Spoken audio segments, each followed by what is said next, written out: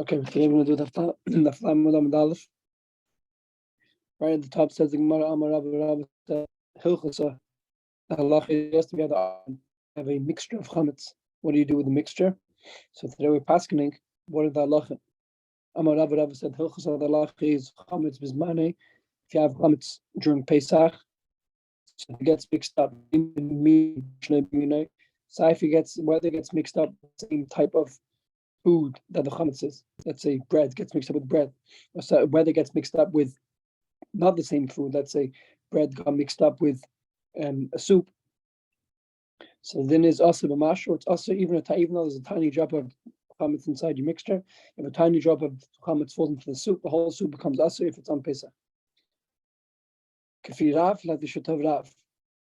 If the chametz got mixed up, if it's after Pesach, meaning matzeh Pesach, you have a piece of chametz falls into your soup. So whether it falls into your soup, or whether it falls into any other type of food, which is the same type of chametz, mutter, it's mutter. Reb Shimon like Reb Shimon, because Reb Shimon holds that chametz after Pesach is not asur in HaTorah. Chametz after Pesach is only asur d'Rabban. Says the Gemara, did Rav say such a thing? Did Rav say that chametz after Pesach, if it gets mixed up in the mixture is mutter? Rav said, should Reb Shimon knas a kanis?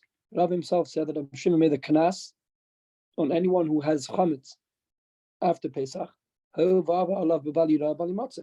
had chametz in your house, since you're over on Baliyah Bali Matzah, even according to Reb Shimon, you cannot use that chametz. So how can Rav say that if you have a mixture of chametz of chametz that Shabbat of a Pesach falls into a mixture, and the mixture is mutter? Why is it mutter? Reb Shimon said that you have a class, you can't use that chametz. Answers the Gemara, when did Reb Shimon say you have a class and you can't eat the chametz? It's only if the chametz is in its regular status, meaning you're able to see it.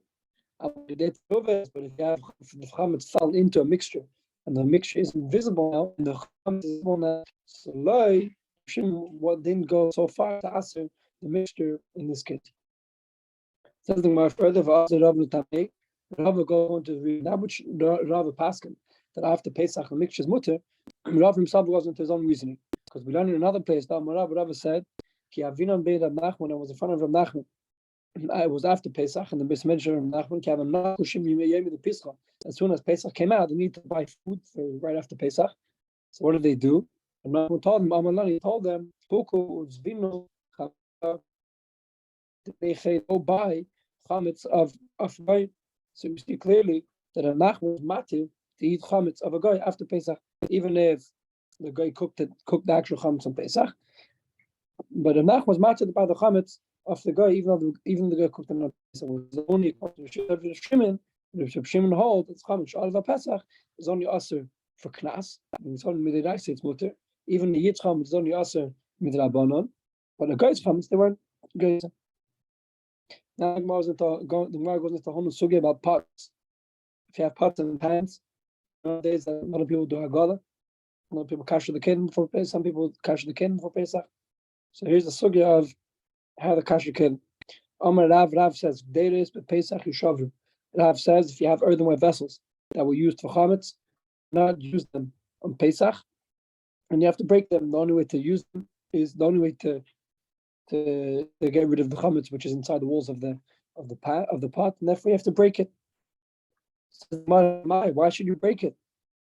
Wait after Pesach and you use them. We just said before that after Pesach, if you have chametz and fell into a mixture, that the mixture is so if you have a pot that has chametz inside, even though the chametz was there during the duration of Pesach, still you can still use the pot after Pesach.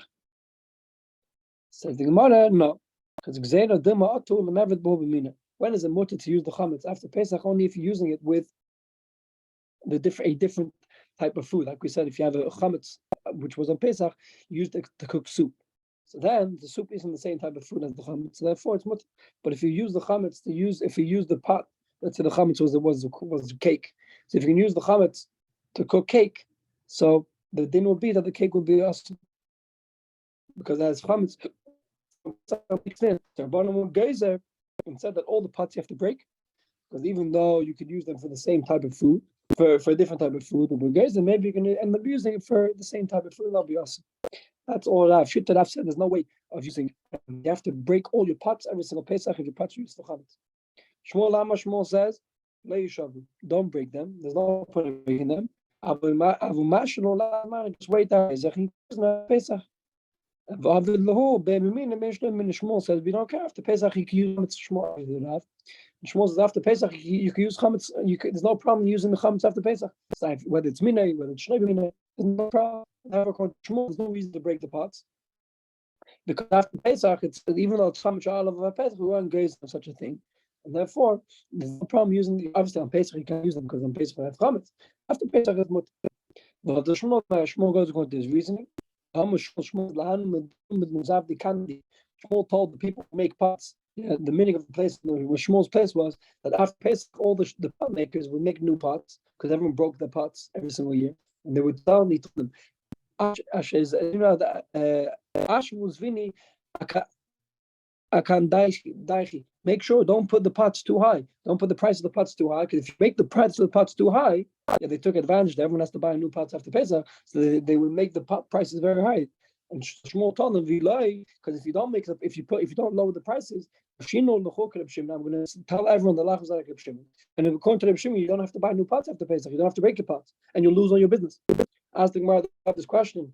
So let him tell the whole city. Shmuel is like Reb Shimon. Shmuel holds that the pots actually mutter. So why did he tell the pot makers that if you don't, the price is lower? I'm gonna tell the whole city the halach is like that you don't have to buy new pots because you're able to use the pots from before Pesach. Why did he tell them that? And so the Gemara, it's a very important thing.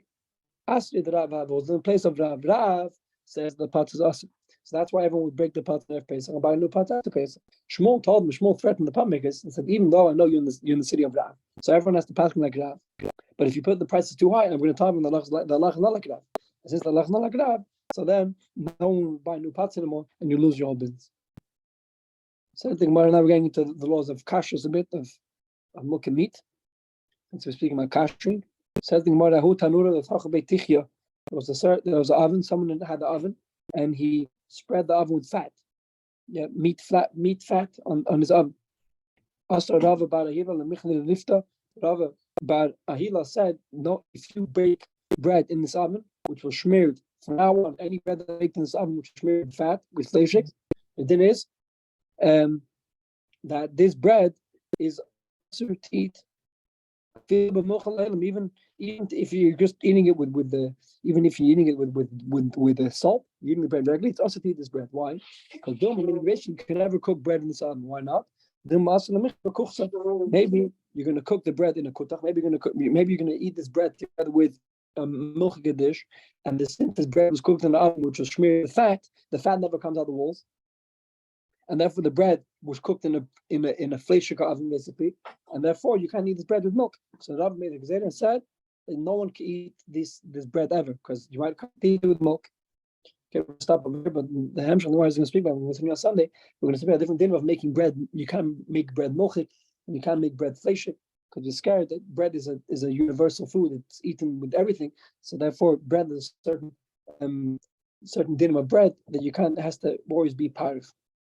We'll stop over here. Good night, Shabbos.